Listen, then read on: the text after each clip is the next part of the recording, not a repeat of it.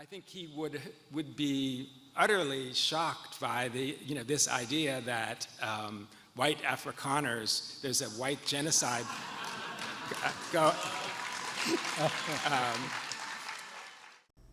Shocking, disdainful, arrogant, disrespectful. How else do you explain what we just heard? At the Mandela Global Leadership Forum, Richard Stengel, a former Time magazine managing editor and former U.S. Undersecretary of State for Public Diplomacy, was asked about the current relations between the United States and South Africa and what would Nelson Mandela do in this moment of tension. Now, this conversation was framed by moderator and state-run Qatari mouthpiece Redi Tlaib as a small nation feeling constantly whipped and beaten by a powerful nation led by the President of the United States. Well, that's comical, to say the least. I've covered Redi Tlaib's propaganda multiple times in the past and the lies being perpetrated by the ANC and by Ronald Lamola about the United States when the transgressor is the ANC and its foreign policy against the United States' interests, our friends, partners, and allies, and the things that they do, including the most recent episode of a South African spy, a retired brigadier general, caught red-handed spying at the Oak Ridge National Nuclear Research Facility in Tennessee. So who is Richard Stengel? Well, he served in the Obama administration and worked at the following leftist media outlets: Rolling Stone, Spy, The New Yorker, The New Republic, The New York Times, and as the managing editor at Time magazine. Doesn't get much more left than that. He was also a speechwriter for Bill Bradley's failed 2000 Democratic presidential primary campaign. He also makes regular appearances on MSNBC, now MS Now, and CNN. I think that tells us a lot about who this guy is. Left of center, hates America, and uses his position in the legacy media to undermine our national interests. Now, Stengel's best known for his collaboration with Nelson Mandela on his autobiography, The Long Walk to Freedom.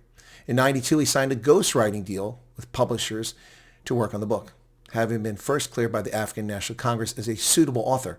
And why was he a suitable author? Because he's a leftist, and he would portray Mandela in the best light possible. He's also married to a South African. So let's listen to a few of his comments here as we go along. This goes back to where we started, in a way, that his view of what's going on now Mandela's view would not be a cuddly, grandfatherly view of it.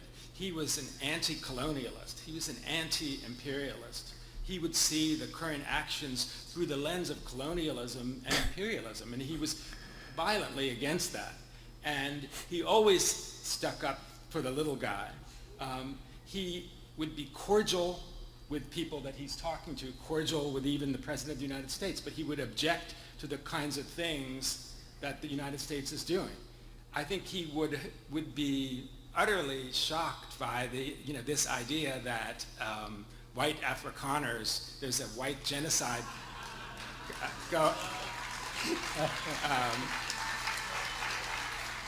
I mean, he bent over backwards to have people like that live in safety in a unified rainbow nation. And I think it's just, he would be astonished by the hypocrisy of it and by the danger of it, in the sense that giving succor to people who don't need it and not providing assistance and help to the people who do. What did we just watch? Absolute bigotry, race hustling, and vile, repulsive commentary by a leftist who doesn't care about the truth and just spews his hatred. You see how they mocked and laughed white South Africans, Afrikaners, 2.8 million people. They just laughed at their plight. This idea that white Afrikaners, there's a white genocide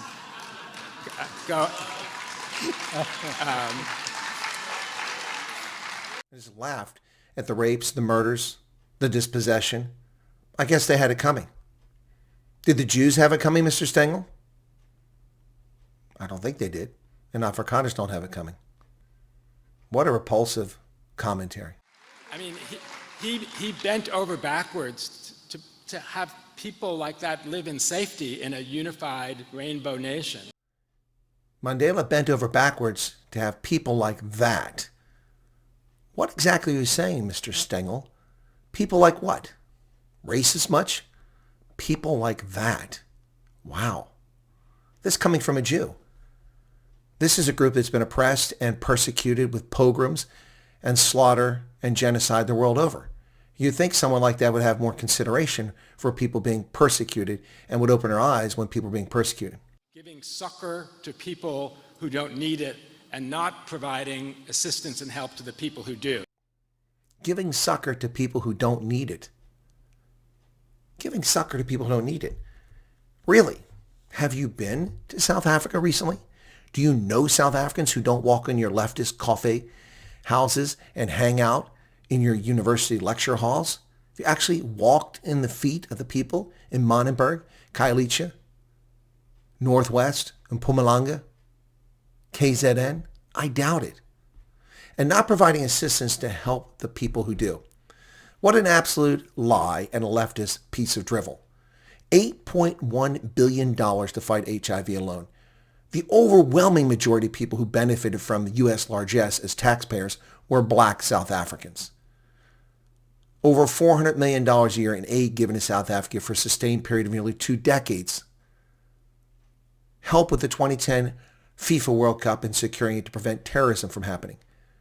No credit for that. Yet South Africa attacks our national interest on a daily basis. Lies about our president, lies about our contributions to the country, lies about trade with the U.S. And you're going to sit here and say, not helping people who do need help? What a liar. Folks, could this guy be any more of a bigot? How is someone married to a South African this ignorant about what is happening in South Africa? That's easy. He's a leftist whose reputation and legacy rest on perpetuating the false narrative of South Africa as a rainbow nation, Rainbow Ganassi, to cover the ass of the ANC as it steals and pilfers from the people of South Africa.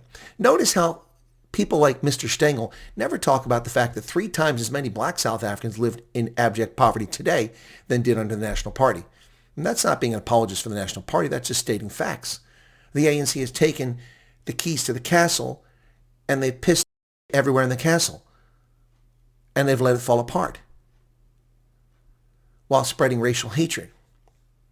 The outright disrespect and disdain for white South Africans would be shocking, except we see this from lying, out-of-touch leftists and propagandists like Rita Tlaib and Richard Stengel daily in legacy media. They pat each other on the back, handing out plush government jobs and bogus awards for excellence while smearing honest people. Their problem is their bigotry and hatred, that white people can't be victims. No matter how many times they're shot, stabbed, raped, murdered because of their skin color. Because they have a false narrative of history, because they believe the bullshit that they learned from the university lectures, and they lack the intellectual capacity to look at things objectively. Apartheid was atrocious. The original intent, whether it was noble or not for separate development, is ingermane. It turned into a racially based system that disenfranchised and disproportionately harmed majority South Africans. That's a fact. It was repugnant. And so because that's true, it's okay to do the exact same thing to whites, colors, and Indians today? People like this are a disgrace to humanity. I don't know what he believes in the afterlife, but I'm sure that he won't be welcomed with open arms with that kind of attitude and bigotry against other people. Shameful. Look at how they laugh at the plight of white South Africans because they think white South Africans are all apartheidists who own massive farms and have black slaves because they're ignorant, race-hustling bigots. They not know what they speak, yet they have pulpits which to spread their disinformation. Shame on Rita Tlaib, the mouthpiece of the Qatari state-run Al Jazeera. And shame on Mr. Stengel. What say you, South Africa, Mzansi? Cheers.